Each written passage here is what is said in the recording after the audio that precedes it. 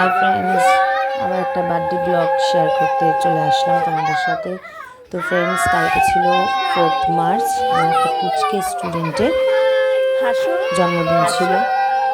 তো আমিও গেছিলাম, কিন্তু অনেকটা রাত হয়ে গেছিলো, 9টা বেজে গেছিলো। কারণ তোমরা জানো যে আমার কোচিং সেন্টার রয়েছে, সেখানে আমাকে পড়িয়ে তারপরে কোনো জায়গায় যেতে গেলে এরকমই হয়, পড়িয়ে টড়িয়ে তারপরে যেতে হয়, কারণ কি ওভাবে তো আর সবাইকে ছুটি দেওয়া যায় না। তো গেলাম আমি। ওরা যেহেতু সকালবেলা একটু পুজো দিতে গেছিলো, তাই সকালের ওই আশীর্বাদের রিচুয়ালসটা ওরা করতে পারেনি, তা রাত্রিবেলায় ওরা করলো।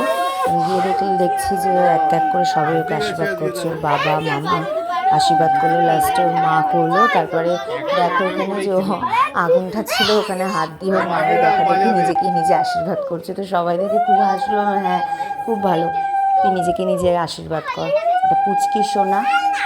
তারপরে চললো ওই কেক কাটার পর্ব। কেক কাটা হয়ে গেল, তারপরে যেরকম ইয়ে হয়, ওরা একটু খাওয়া দাওয়ার আয়োজন করেছিল।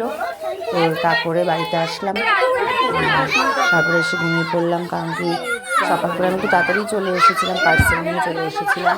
কারণ কি ভোরবেলা আমাকে উঠতে হবে, আবার আমার পড়ানো আছে, ঠাকুর পুজো আছে। তো এই ছিল আজকের ব্লগটা। তোমরা অবশ্যই সাবস্ক্রাইব করো আর শেয়ার করতে ভুলো না। দেখা হচ্ছে তোমাদের সাথে আবার নেক্সট ব্লগে। ততক্ষণ সুস্থ থাকো, ভালো থাকো, টাটা।